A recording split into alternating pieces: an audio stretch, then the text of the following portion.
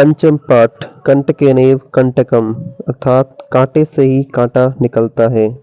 पाठ परिचय। प्रस्तुत पाठ में मध्य प्रदेश के डिंडोरी जिले के परदानों के बीच प्रचलित एक लोक कथा है। यह कथा पंचतंत्र की शैली में रचित है। इस कथा में यह स्पष्ट किया गया है कि संकट में पड़ने पर चतुराई एवं प्रत्युत्पन्न मतित्व से बाहर निकला जा सकता है। प्रत्युत्पन्न मतित्व अर्थात तुरंत उत्पन्न होने वाली मति यानी बुद्धि। कोई चंचल नामक शिकारी था। पशु पक्षी आदि पकड़कर वह अपनी जीविका चलाता था। एक बार वह वन में जाल बिछाकर घर आ गया। दूसरे दिन सुबह जब चंचल वन में गया तो उसने देखा कि उसके द्वारा बिछाए गए जाल से दुर्भाग्य से एक सिंह बंधा हुआ था। उसने सोचा, सिंह मुझे खा जाएगा, इसलिए मुझे भाग जाना चाहिए। सिंह ने निवेदन किया, हे मानव, तुम्हारा कल्याण हो। यदि तुम मुझे मुक्त करोगे तो मैं तुम्हें नहीं मारूंगा। तब उस शिकारी ने सिंह को जाल से बाहर निकाल दिया। सिंह थका हुआ था। वह बोला, हे मानव, मैं प्यासा हूँ, नदी का जल लाकर मेरी प्यास शांत करो। सिंह जल पीकर पुनः शिकारी से बोला, मेरी प्यास शांत हो गई। इस समय मैं भूखा हूँ, अब मैं तुम्हें खाऊंगा।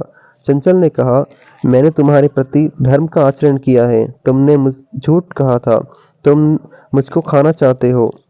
सिंह बोला, अरे मूर्ख, भूखे के लिए कुछ भी न करने योग्य नहीं होता है, अर्थात भूख व्यक्ति को कुछ भी कर सकता है। सभी अपना भला अर्थात स्वार्थ ही चाहते हैं। चंचल ने नदी से जल से पूछा। नदी का जल बोला, ऐसा ही होता है। लोग मेरे अंदर स्नान करते हैं, वस्त्रों को धोते हैं और मलमूत्र आदि छोड़कर चले जाते हैं। वास्तव में सभी स्वार्थ सिद्ध ही करना चाहते हैं। चंचल ने वृक्ष के पास जाकर पूछा। वृक्ष बोला, मानव हमारी छाया में विश्राम करते हैं, हमारे फलों को खाते हैं, फिर कुल्हाड़ियों से प्रहार करके हमेशा कष्ट देते हैं। जहाँ कहीं भी काटने का कार्य करते हैं, सभी अपना ही भला करना चाहते हैं। पास में ही एक लोमड़ी बेर की झाड़ियों के पीछे छुपी हुई इस बात को सुन रही थी। वह अचानक चंचल के समीप जाकर बोली, क्या बात है, मुझे भी बताइए।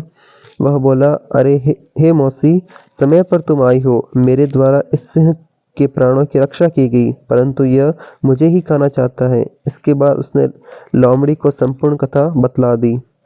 लोमड़ी ने चंचल से कहा कि ठीक है, तुम जाल फैलाओ। फिर वह सिंह से बोली, किस प्रकार से तुम इस जाल में बंध गए थे, ऐसा मैं अपने सामने देखना चाहती हूँ। सिंह उस घटना को दिखलाने के लिए उस जाल में प्रवेश कर गया। लोमड़ी फिर से बोली, अब बार बार कूद कर दिखलाओ। वह उसी प्रकार से आचरण करने लगा। लगातार कूदने से वह सिंह थका हुआ हो गया। जाल में बंधा हुआ वह सिंह थकने से बेसहारा होकर वहां गिर गया और प्राणों की भिक्षा के समान याचना करने लगा। लोमड़ी सिंह से बोली, सभी अपना ही भला चाहते हैं।